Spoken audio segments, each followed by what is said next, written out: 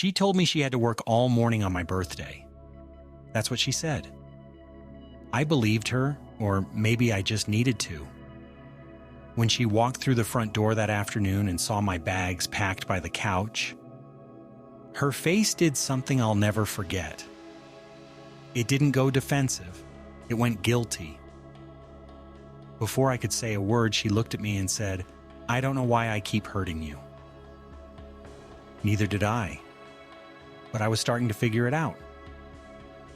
Her name was Sarah. We were young. I was 25. She was 24. And I believed, the way you only believe things at that age, that we had built something solid. We weren't naive kids playing house. We were married. We had a life, a plan, a future we'd talked about in the dark, when the rest of the world was asleep. I thought that meant something. I thought it meant the same thing to both of us. The trouble started with a coworker. It always does, doesn't it? Except when it's happening to you, you tell yourself it's different. He was just a friend. She just liked talking to him. People at work get close. That's normal. I told myself all of it. I was good at that. I had a lot of practice. The first sign I couldn't explain away was when he invited her camping. Just the two of them. On a weekend I couldn't go. She came to me with it like it was a casual thing, like I might say, "Sure, sounds fun." I didn't say that. We talked for a long time and she didn't go. And for a little while, a short, stupid while, I let myself believe that was the end of it.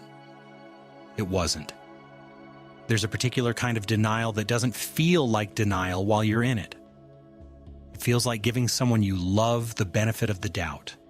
It feels like being a good husband, a patient person, someone who doesn't blow up a marriage over suspicion. I was that person for longer than I should have been. I understand why now. I didn't understand it then. I went through her phone. I'm not going to dress that up or justify it beyond this. I already knew something was wrong, and I needed to know how wrong. The text confirmed it, not just flirtation, the real thing. The kind of messages you only send someone you've already crossed a line with or someone you're planning to. We went to therapy, individually and together. We sat in those rooms and had the conversations that are supposed to save marriages. And I want to be honest. There were moments that felt real. Moments where I thought, maybe we had a path forward. I held on to those moments harder than I should have. What I needed from her was actually simple. Two things: accountability and new boundaries, real ones, not ones she nodded along to and then quietly ignored. She couldn't give me either. The accountability thing was where it started to unravel completely. Early on, she'd admit partially to some of it, then less, until one day the story had changed so thoroughly that, according to her, she hadn't done anything wrong at all.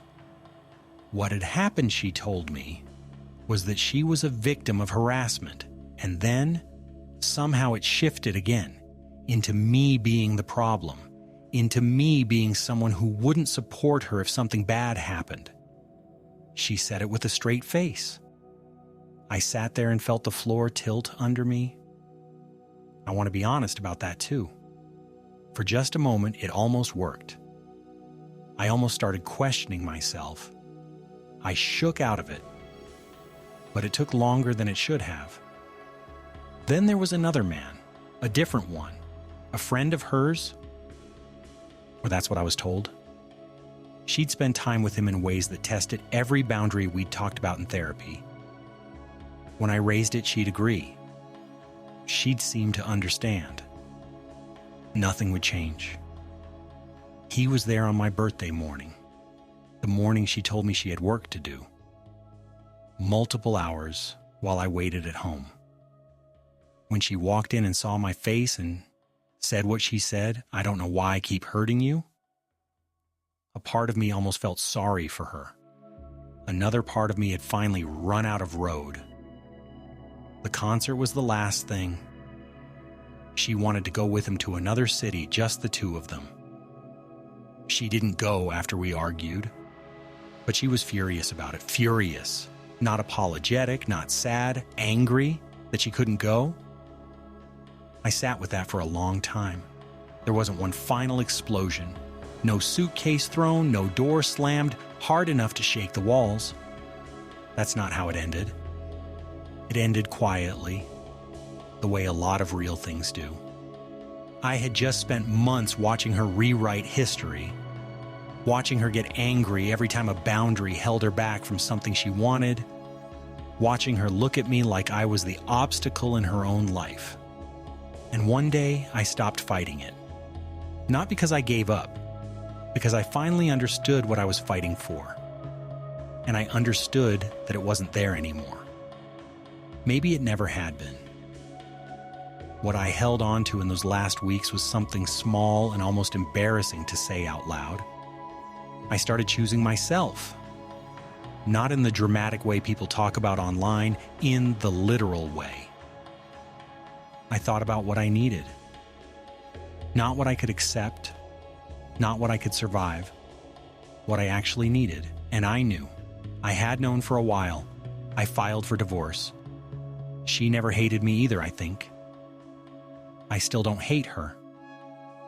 The anger is real. I'm not going to pretend it isn't, but hatred never came.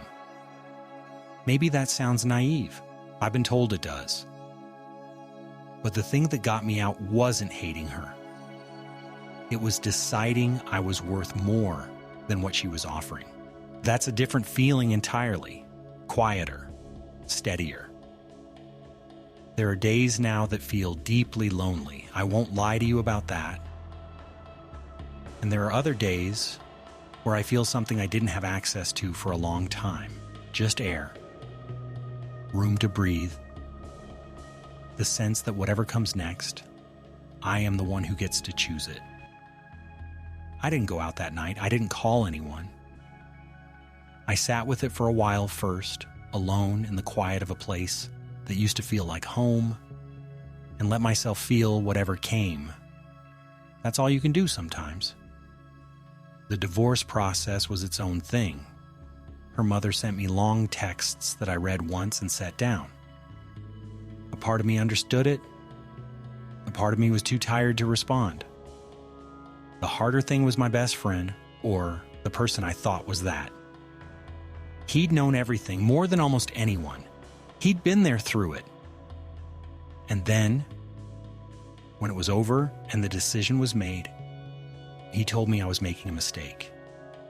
In the window of time when I needed someone in my corner the most, he stepped out of it. I haven't found the energy to address it yet. I'm not sure I will. What I know right now, not eventually, not someday, right now, is that I am further from the person I was when this started than I ever expected to be, and I mean that as a good thing. I'm not who I was. I don't want to be. I'm not dating. I'm not sure long-term commitment is something I'll come back to. And strangely, that thought doesn't frighten me. There is something here, in the quiet, in the uncertainty, in the discovering that